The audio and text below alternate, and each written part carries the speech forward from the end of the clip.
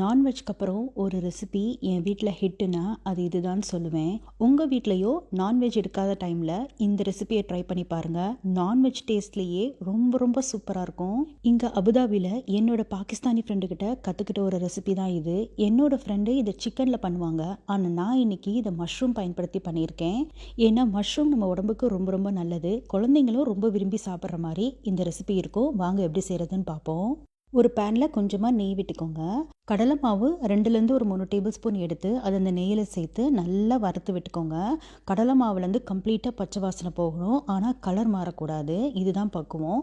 கடலை மாவு நல்லா ரோஸ்ட் ஆயிடுச்சுன்னா அதுலேருந்து நல்ல ஒரு வாசனை வரும். அதுதான் அந்த ஸ்டேஜ் வர வரையும் மிதமான தீயிலே நல்லா வறுத்து விடுங்க. இப்போ அடுத்ததாக 1 டேபிள் ஸ்பூன் அளவுக்கு காஷ்மீரி மிளகாத்தூள் சேர்த்து நல்லா கலந்து விடுங்க. இந்த ரெசிபிக்கு காஷ்மீரி மிளகாத்தூள் ரொம்ப ரொம்ப முக்கியம். ஏன்னா காஷ்மீரி மிளகாத்தூள் நெய்யில் வறுபடும் போது நல்ல ஒரு அழகான கலர் கொடுக்கும். ஆனால் மிதமான காரத்தில் இருக்கும், ரொம்ப காரம் கொடுக்காது ரெசிபிக்கு. அதனால தான் இந்த இடத்துல நம்ம காஷ்மீரி மிளகாத்தூள் சேர்த்து நல்லா வறுத்து விடுறோம். இப்போ எல்லா டைமும் அடுப்பு சிம்லேயே இருக்கட்டும், அது ரொம்ப முக்கியம். இல்லாட்டினா கரிஞ்சு போயிடும். இந்த ரெசிபி மஷ்ரூம் வச்சு பண்ணுறதுனால நான் ஒரு 300 கிராம்லேருந்து ஒரு 400 கிராம் அளவுக்கு மஷ்ரூம் எடுத்துக்கிறேன். நல்ல மஷ்ரூம் ஃப்ரெஷ்ஷாக இருக்கணும், ஒயிட் கலரில் இருக்கணும். அப்போ தான் இந்த ரெசிபிக்கு நல்லா அது திடமாக இருக்கும். இல்லாட்டினா சீக்கிரம் அது சொதன்னு ஆயிரும் ஒரு மாதிரி. இப்போ அடுத்ததாக தயிர் ஒரு 1/2 கப் அளவுக்கு எடுத்து நல்லா இந்த மாதிரி அடித்து விட்டுக்கோங்க. தயிரை அடித்து சேர்த்திங்கன்னா நல்ல வெண்ணெய் மாதிரி சூப்பராக இருக்கும் இந்த ரெசிப்பியில். இப்போ நம்ம செஞ்ச அந்த கடலை மாவு கலவையை சேர்த்து நல்லா கலந்து விட்டுக்கோங்க. இப்போ அடுத்ததாக இந்த தயிரில் நம்ம ஒரு சில மசாலா பொருட்கள்லாம் சேர்க்க போகிறோம். அது என்னென்னா மஞ்சள் தூள் ஒரு 1/4 டீஸ்பூன் அளவுக்கு சேர்த்துக்கோங்க. மல்லித்தூள் ஒரு 1 டேபிள் ஸ்பூன் அளவுக்கு சேர்த்துக்கோங்க. தேவையான அளவுக்கு உப்பு சேர்த்துக்கோங்க. கசூரி மேத்தி இலைகளை நல்லா அந்த மாதிரி கைகளில் வச்சு கசக்கிட்டு அதையும் சேர்த்து நல்லா அந்த மாதிரி கலந்து விட்டுக்கோங்க. ஆக்சுவலாக நம்ம மஷ்ரூம்க்கு இது மேரினேஷன் ரெடி பண்ணிட்டு இருக்கோம். இது கொஞ்சம் கெட்டியாக இருக்க மாதிரி இருந்துச்சுன்னா கொஞ்சம் கொஞ்சமாக தண்ணி சேர்த்து நல்ல ஒரு பேஸ்ட் மாதிரி கன்சிஸ்டன்சிக்கு கலந்து எடுத்துக்கோங்க. இப்போ அடுத்ததான் நம்ம வெட்டி வச்ச மஷ்ரூமை சேர்த்துக்கோங்க.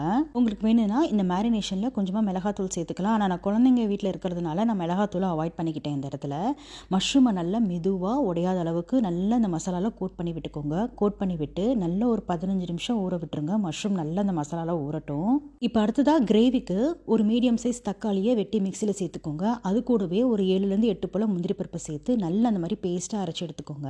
இப்போ நம்ம கடலை மாவு வறுத்தோம் பார்த்தீங்களா, அந்த பேன்லேயே கொஞ்சமாக எண்ணெய் விட்டு நம்ம மேரினேட் பண்ண வச்சுருந்த அந்த மஷ்ரூமை சேர்த்து நல்லா கொஞ்சம் நேரம் வறுத்து விட்டுக்கோங்க.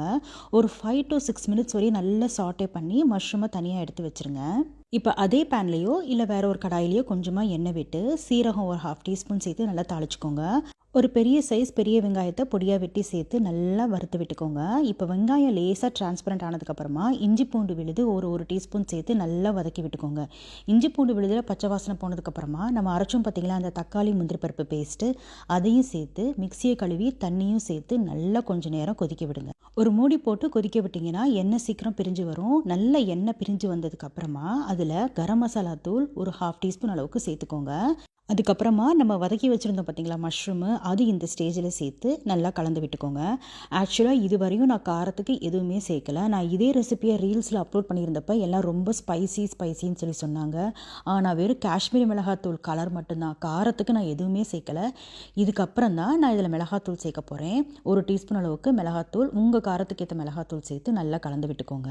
இந்த ரெசிபிக்கு தேவையான அளவுக்கு உப்பு, நம்ம ஏற்கனவே மஷ்ரூம் மேரினேட் பண்ணுறப்ப உப்பு சேர்த்துருக்கோம், அதனால் பார்த்து சேர்த்துக்கோங்க. இப்போ இந்த ஸ்டேஜில் சுடுதண்ணி ஒரு 1/2 கப் அளவுக்கு சேர்த்துக்கோங்க. சேர்த்து நல்லா கிரேவியை கலந்து விட்டு கொஞ்சம் நேரம் கொதிக்க விடுங்க மூடி போட்டு. மேற்கொண்டு ஒரு 5 மினிட்ஸ் நல்லா கொதிக்க விட்டு சிம்லேயே கொதிக்க விட்டு எடுத்திங்கன்னா நல்லா சூப்பரான மஷ்ரூம் டிக்கா மசாலா ரெடி ஆயிரும். நல்லா சூப்பராக இருக்கும். நான் இதில் சும்மா டெக்கரேஷனுக்காக, அதாவது கார்னிஷிங்காக கீராத பச்சை மிளகா, அதாவது வெட்டாத பச்சை மிளகா சேர்த்து அது கூடவே மல்லி இலைகளை தூவி இறக்கிடுறேன். ரொம்ப ரொம்ப சூப்பராக இருக்கும். இந்த மாதிரி பண்ணிங்கன்னா பார்க்கவும் அழகாக இருக்கும். புலாவ், பரோட்டா, நான், சப்பாத்தி இது எல்லாத்துக்குமே இது பர்ஃபெக்ட் காம்பினேஷனாக இருக்கும். உங்கள் வீட்டில் எல்லாரும் ரொம்ப விரும்பி சாப்பிடுவாங்க. கண்டிப்பாக நீங்களும் இதை ட்ரை பண்ணி பார்த்துட்டு எப்படி இருந்துச்சுன்னு சொல்லுங்கள். தேங்க்யூ ஃபார் வாட்சிங்.